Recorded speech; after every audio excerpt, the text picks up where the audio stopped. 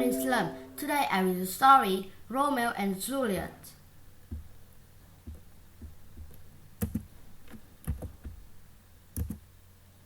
Romeo and Juliet, adapted by Anna Claiborne. When you hear this sound, turn the page. Characters in the story.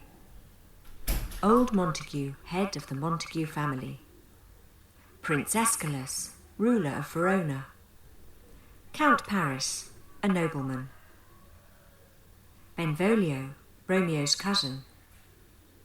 Romeo Montague. Mercutio, Romeo's friend.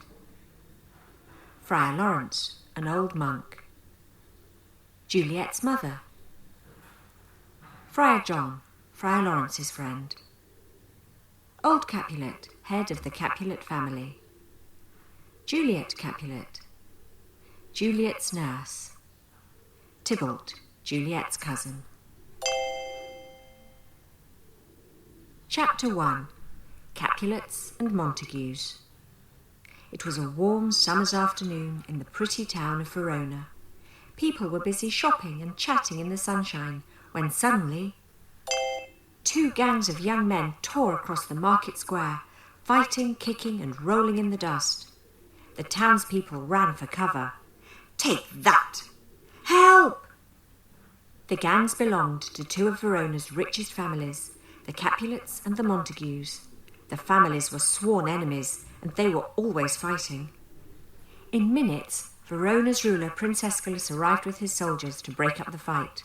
The prince was furious. "I've had enough of this feud," he raged. "It's got to stop. From now on, anyone caught fighting will be put to death."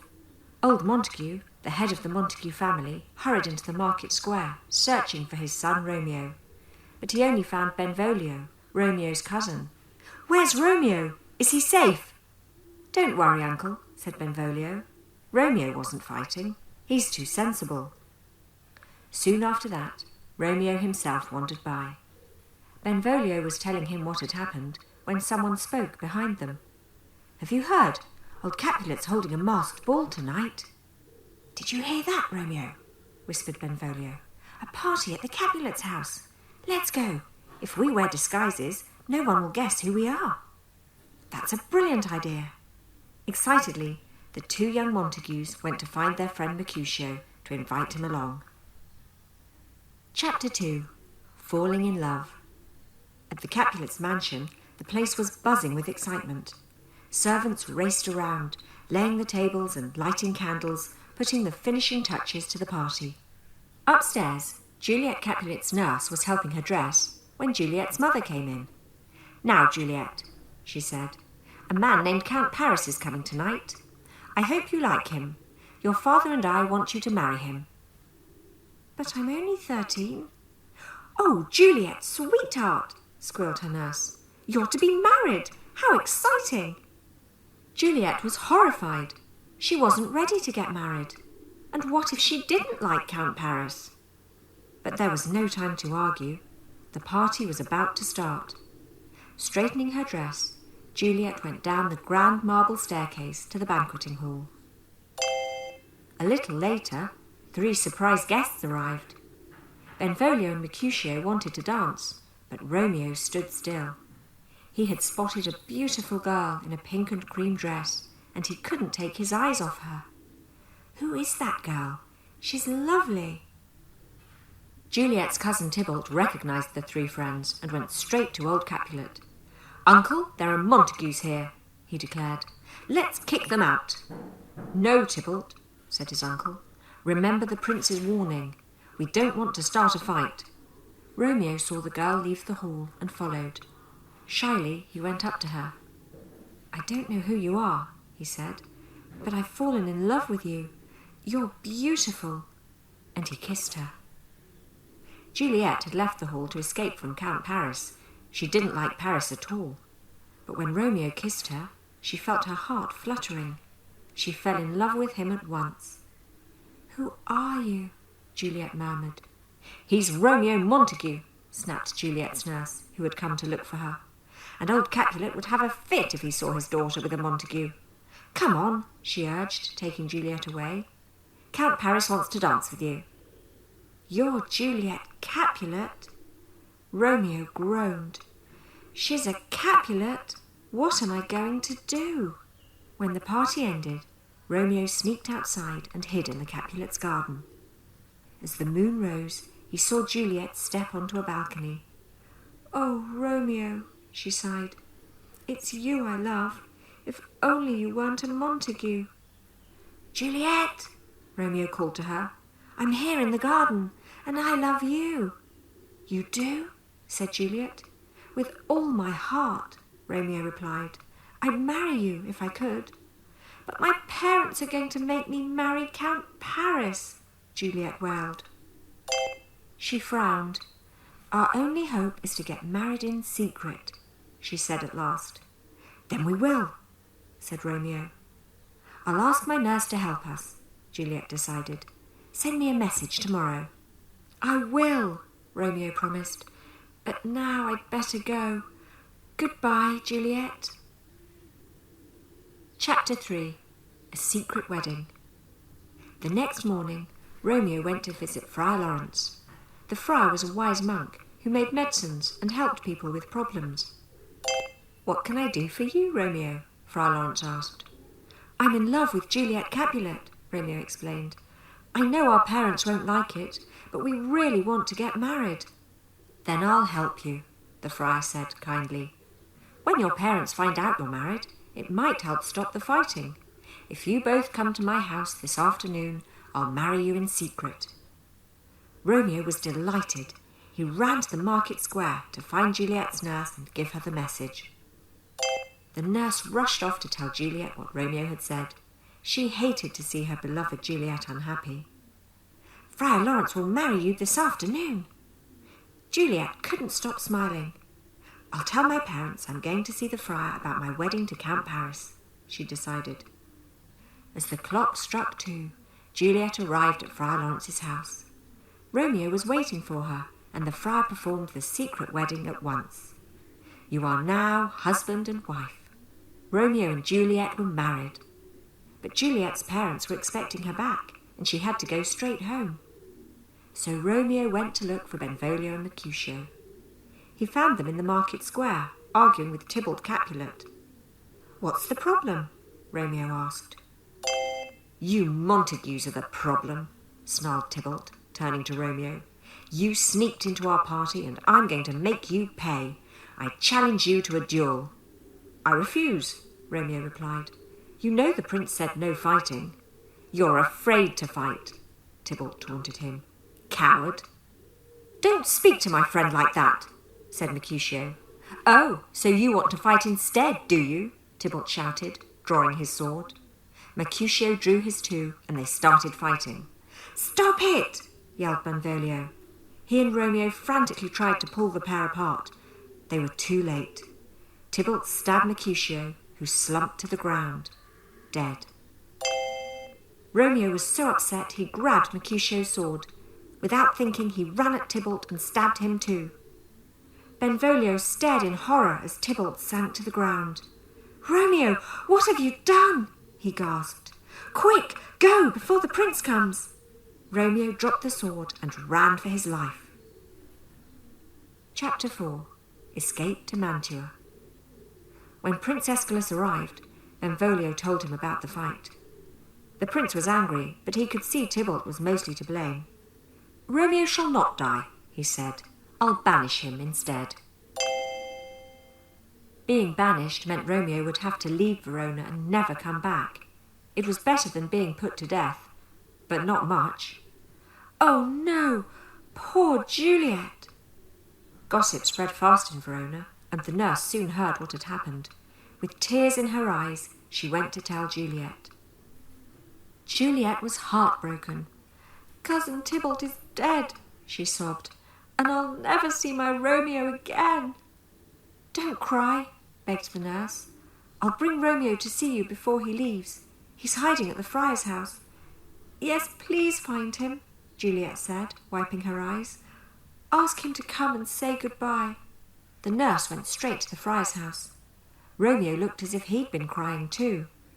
"Romeo, you should be grateful," said Friar Lawrence. "The prince has spared your life." "But I'm banished," Romeo said, "and I want to be with Juliet. I love her." "Go and see her tonight," said the friar, "but make sure you leave Verona by dawn. Head for the city of Mantua. After a while, I'll talk to the prince. I'll ask him to forgive you and let you come home." The nurse smiled at Romeo. "And I'll tell Juliet you're on your way." That night, Romeo went again to the Capulets' garden and climbed up the ivy to Juliet's balcony. "Juliet! Romeo!" But before dawn, Romeo had to leave.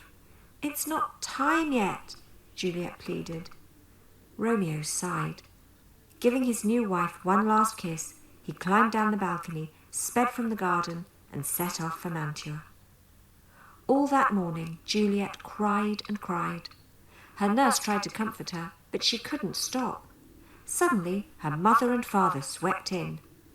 "Poor Juliet," said her mother, going over to her. "You're still upset about Tybalt.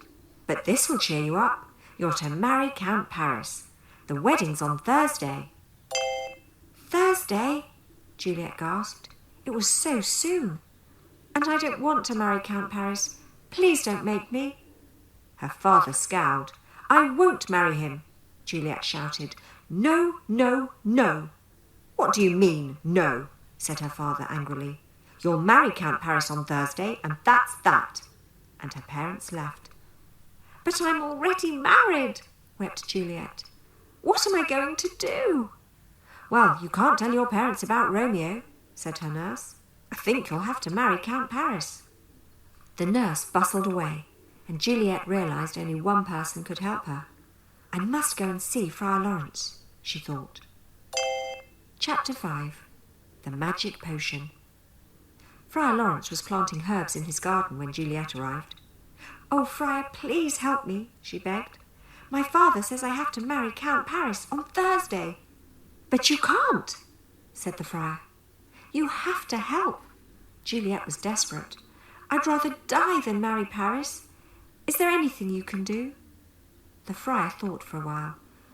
"Well," he said finally, "there is one thing that might work." "What is it?" "I'll give you a magic herbal potion," the friar said. "When you drink it, you'll go into a coma. Your body will be cold, and it will look as if you're dead. But really, you'll just be in a very deep sleep, which will last for 2 days. How will that help? Drink the potion tonight. In the morning, your parents will find you and think you're dead. They'll put your body in the Capulet family tomb while they arrange your funeral." "Then what?" asked Juliet. "I'll send a messenger to Mantua to tell Romeo the plan," the friar went on. 2 nights from now, you'll wake up. Romeo can come to Verona to rescue you, and you can run away together." "I'll do it," said Juliet bravely. She held the bottle in a trembling hand. "Thank you, Friar Lawrence." Clutching the potion tightly, she turned and ran home. Back at the Capulet mansion, Juliet went to talk to her parents. "I'm sorry I was rude to you," she said sweetly. "I was upset about Tybalt. Of course I'll marry Count Paris on Thursday." "Good girl," said her mother. "We knew you'd see sense. He's such a nice man." That night, Juliet sat on her bed. Carefully, she uncorked the bottle Friar Lawrence had given her and drank every last drop of the bitter potion. "I hope this works." A few moments later, she fell into a deep, deep sleep. Chapter 6. Romeo Returns. It was just as the friar had promised.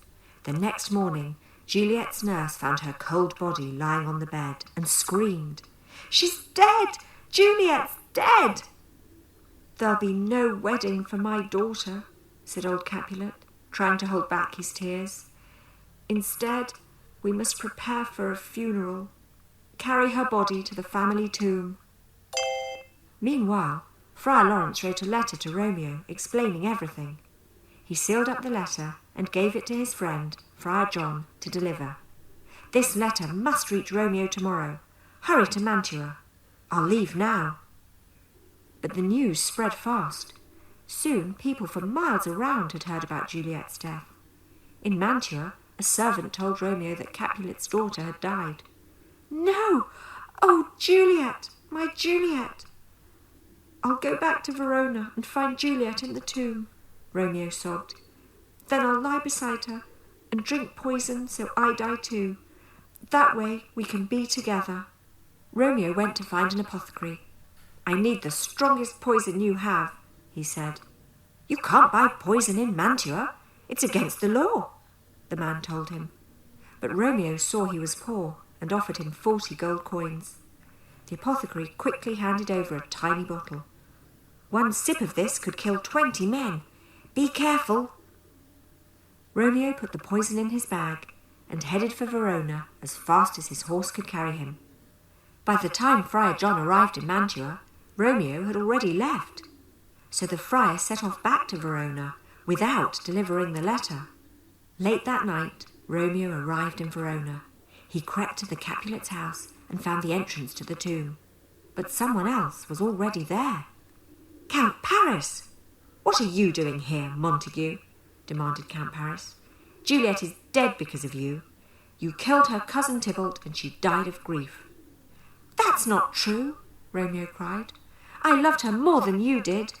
"You're trespassing," snapped the Count, drawing his dagger. "Get out!" He lunged at Romeo. Romeo drew his dagger too and fought back. Count Paris gasped and fell to his knees, dying. "Oh, I am slain!" Romeo stepped over the body and went to find Juliet. She was lying inside, as cold as the stone beneath her. Romeo took her hand and wept as he kissed her cheek. "She still looks so beautiful, almost as if she's not dead at all." Back at Friar Lawrence's house, Friar John had returned. "I went to Mantua, but I couldn't deliver the message," he announced. "Romeo wasn't there." Friar Lawrence felt sick. "But Juliet will wake up alone in the tomb," he said. "I must rescue her." And he rushed from his house, heading for the Capulet tomb. In the tomb, Romeo took out his bottle of poison. He drank it all, lay down beside Juliet, and kissed her one last time. "Thus with a kiss I die." The poison worked fast. In a few moments, Romeo lay still. Not long after that, Juliet awoke. She rubbed her eyes and sat up. "Where am I?" she wondered. Then she remembered the magic potion and Friar Lawrence's plan. "Romeo?" she called. "Oh no!" she cried as she saw his still body. She noticed the poison bottle in his hand and shook his shoulders. He didn't stir. Juliet realized what he'd done. "Oh, Romeo," she sobbed, "I can't live without you. I'll kiss your lips and poison myself too." Just then she heard a noise. Someone was coming. Juliet grabbed Romeo's dagger. Before anyone could arrive to stop her, she plunged it into her heart and collapsed on top of Romeo. Friar Lawrence burst into the tomb, followed by soldiers and servants. They were too late. Romeo and Juliet were dead. The friar summoned the Capulets, the Montagues, and Prince Escalus and told them the whole sad story. The prince turned to the two families. "See what your hatred has done," he said. "Romeo and Juliet have paid the price for your feud." Old Capulet and old Montague agreed to bury Romeo and Juliet side by side. Wiping away their tears, they promised that their families would never fight again. There never was a